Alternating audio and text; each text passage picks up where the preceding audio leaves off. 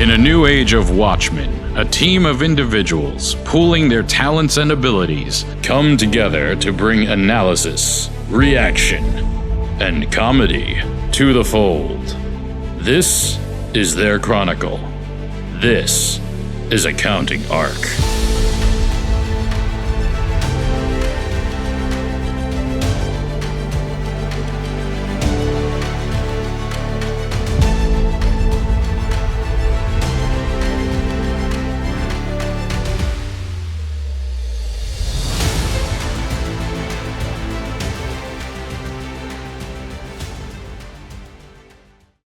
Hey everyone, welcome to our Accounting Arc, and today our special guest is Jina.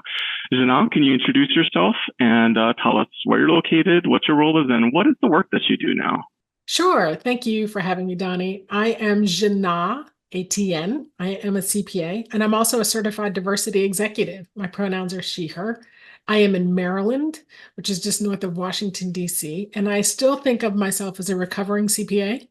I was in practice for 20-something years, and today I work with accounting firms and organizations in the accounting industry, or as a profession overall, in helping build inclusive cultures where people feel safe and there's psychological safety, there's intentionality around the cultures and the experiences that organizations want to have for their people.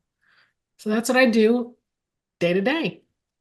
That sounds so different from accounting.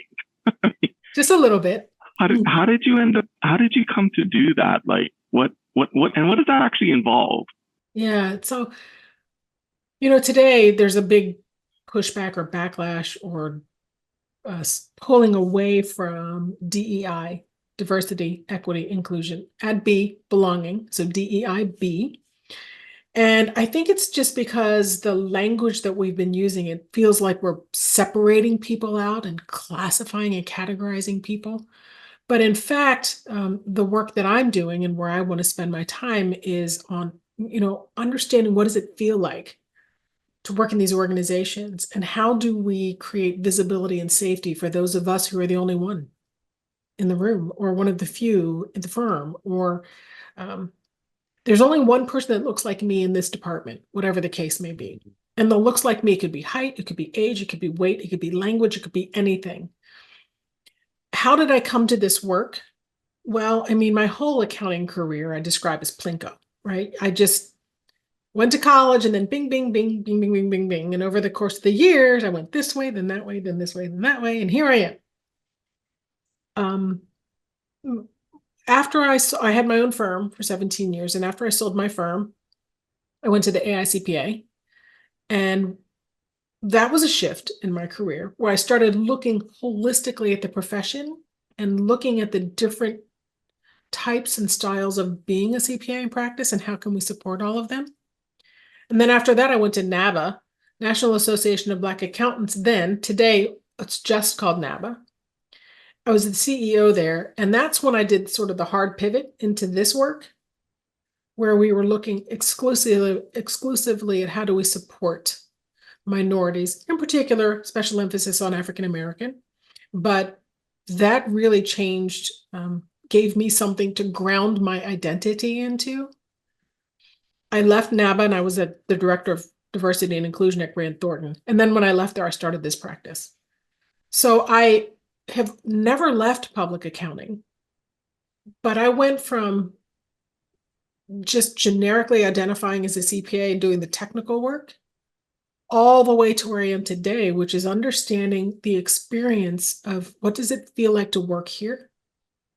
And I mean that for every one of us. And from a, I don't want to say D&I because I'm not focused on the minorities. I want to know what it feels like for all of us to work here and really give that some thought. Accounting is not what people think it is. And so that's why I think this work is universal and important.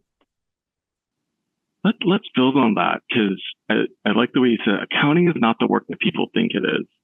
What is it then? Well, I can't tell you how many times when I meet somebody and they, you're a CPA, oh, you must be good with numbers. You must be good at math. You must be good with numbers. And I'm like, no, I'm not, because accounting isn't math. And it's like there's this stereotype, like if we can dig ourselves out of this stereotype, I'm going to say we've won something as an industry and as a profession, because accounting is systems and policies and practices that they are represented by numbers, but we don't do numbers. That's not what accountants do. Our work tells stories.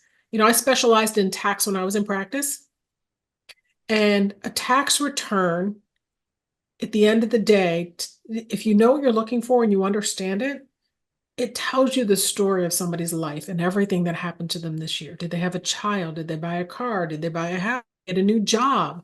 Um, are they close to retirement? Did they retire?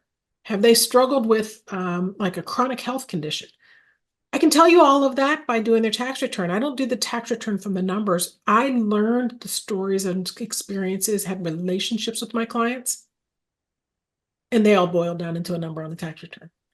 But if you see it as filling out soft forms and just filing in the software, that is a small piece of the work. Well, and you and I have talked specifically about even this whole DEI work often gets reduced to numbers.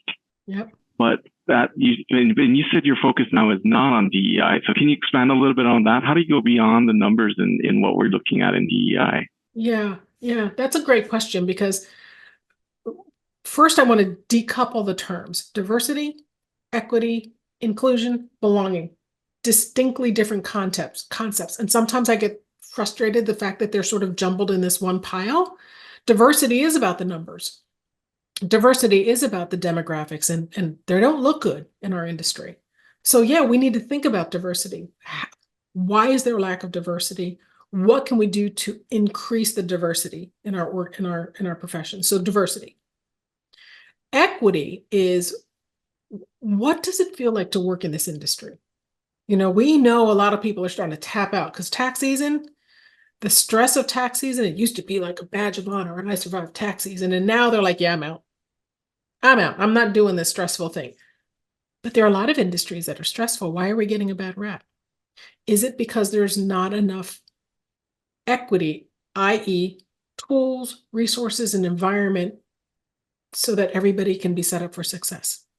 Donnie, what you need to be successful is not necessarily the same as what I need to be successful. And an equitable environment, if you and I worked in the same firm, you could get the tools you need. I could get the tools I need. Some of them are the same tools. And we're both successful. Inclusion is my intention and how I show up here and express my openness and willingness to engage. How do I create space for you, Donnie, and us when we're working together in an engagement, so that you don't feel like I'm judging you or shaming you or putting you down or disrespecting you? Like, how do I show up to do that? My values and who do I want to be as a professional? So if I'm thinking about me, belonging then is, what is your experience working with me? And so inclusion and belonging, two sides of the same coin, but they are two different sides. And this work is important because I don't think we've thought about any one of those pieces. Because we're numbers, highly intellectual, we're very smart in an industry that we're so analytical that our feelings we'll leave them over there. I got to do the numbers. Well, we're human and we all have these feelings and emotions, and we want to feel connected at work. So that's why I don't want to call it DEI, because it's not diversity and inclusion. It is all of those four elements. And while they're interrelated, they are distinctly different ideas. And I'm hoping, if I could change some minds and some thoughts, that's the first thing I would want to change, is to just decouple these ideas. Because when you put them all together, you put them in a box, you dismiss them, and you don't address any of them. Does that make sense? It does. And I think I think you're hitting on what I think is another myth, is that as accountants, we're not people persons. Yeah. And anyone that's actually, I think, been to, any of the events, whether it's State Society, AICPA, you find a lot of people out there. I mean, everyone's networking, they're talking with each other. There's personalities, that are in the room. And the other thing I see as I look at that too is there's so many people in our profession that care about their clients and students and, younger professionals, that they give back so much time to the community through nonprofits, to volunteering with students and at colleges. We're actually a very people-centric profession. Yeah, I mean,